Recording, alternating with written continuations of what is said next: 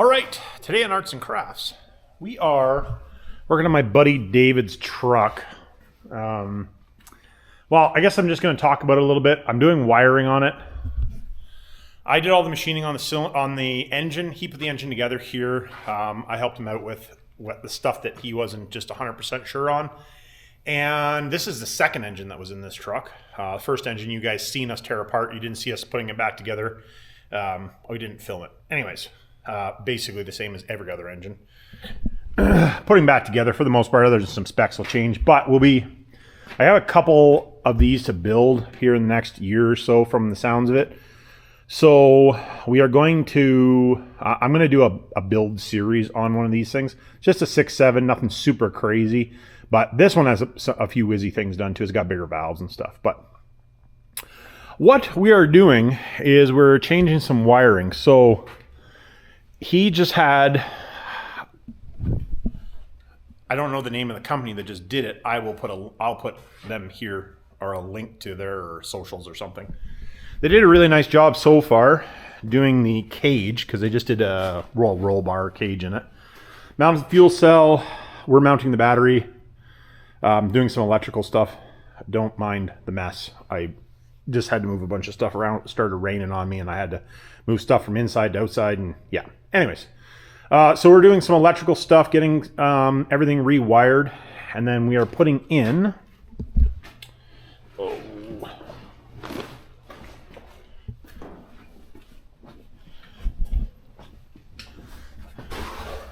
this. I just put that aluminum panel in there and mounted that stuff on, like, so the nitrous controller, the EM, which is the head units up there, and then this fuse panel, which is controlled by, I don't know, you guys might not be able to see that too well, but maybe, hold on, let me just see if I can get some light on the subject here for you.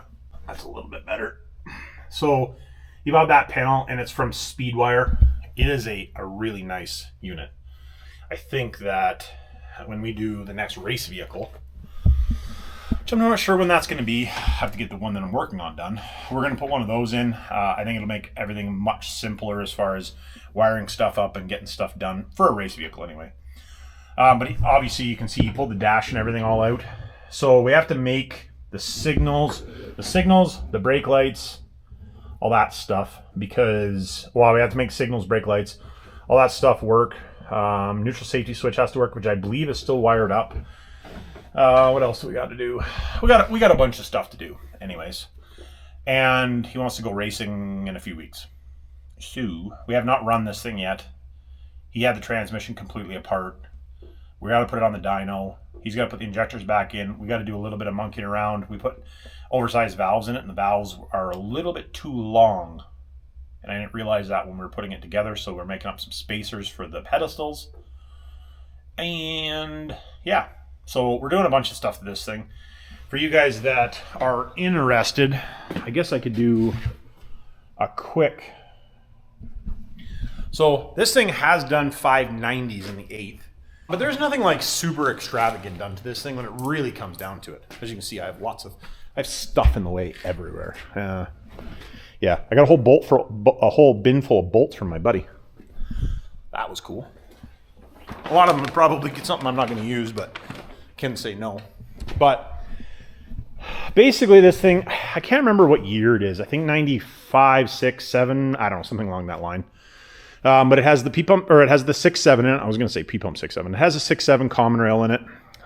48 full manual valve body behind that with a 273 transfer case out of a 3rd gen.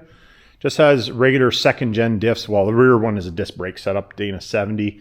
Front is literally out of a 12 valve truck, old 12 valve, which I believe he's switching. But nothing super crazy about this thing, but it does make probably 1,500 horsepower, so it works. The guys, it's got a Steed manifold, all that jazz on it. It does have a big Garrett turbocharger on it that he's doing testing for GT performance turbos. Greg Turner, anyway. They're playing around with that, so I won't show that. And they did a really nice job doing all, these aren't Van Jans, but they're like Van Jan style clamps. They did a really nice job doing everything. No complaints about anything they've done. They did a nice, really nice job on everything. Everything moves around and does what it's supposed to. I'm not a fan of the intake horn. I know, it doesn't make any difference, but I don't like it. So we are going to, this thing will be running here in the next week or so because he's actually coming down. He's got time off because he works shift work, so he's got time off. He is going to do a bunch of stuff, do all the plumbing because all that's not done. I video a little bit of that. I'll video some of the wiring and show you guys the finished product. And then obviously we will show you while it's on the dyno. And I actually have some dyno stuff that I have to do on Shay's truck before we pull it off. Being that, I'll talk about that in a different video, but we got some stuff to do with that. So I got to get that done. I got to get wiring done, and we're super swamped in the shop, or I am anyway. And yeah, so here we are.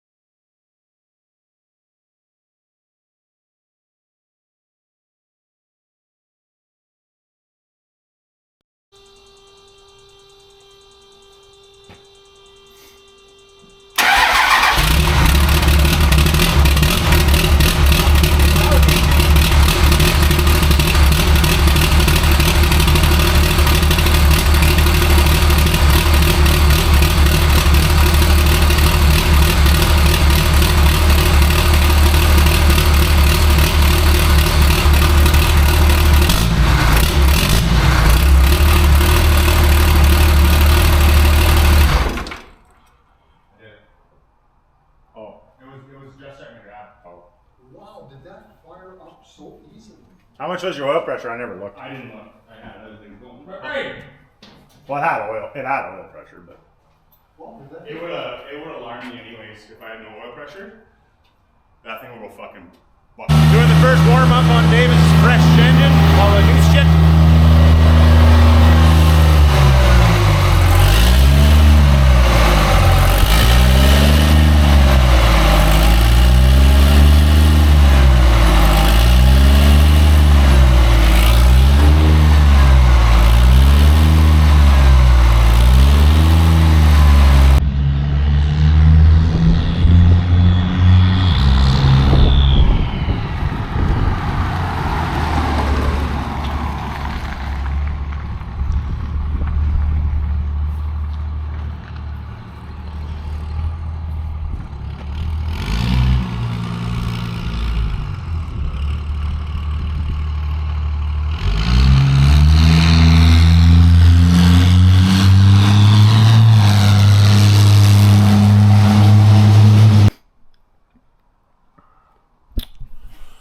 All right, today we're playing around with David's truck, which is second gen with a P pump 6.7. Doesn't have a P pump. Comrail 6.7. It's got a bunch of whizzy stuff in it. I'll go through that another time. But, well, I guess I talked to you guys a little bit about it. But anyways, this is the truck. We got it on the hubs. We are going to do some break-in pulls on it. I don't think we're going to do a full power pull, but we're going to do some break-in pulls on it. So, but it's still pretty rowdy, even like this. And I can't hook the exhaust up to anything, so it's going to black the shop out, which is what it is when you play with diesels. But that is what we were doing for now. That's actually something I should do, is maybe hook up some sort of a, yeah, I need to do that. Because I'm sure this is not the last time this truck will be in here, nor will it be the last time we have a hood stack on something. So, anyways, we are going to, I think he's just grabbing the back pressure gauge to put in there. So he wants back pressure gauge in.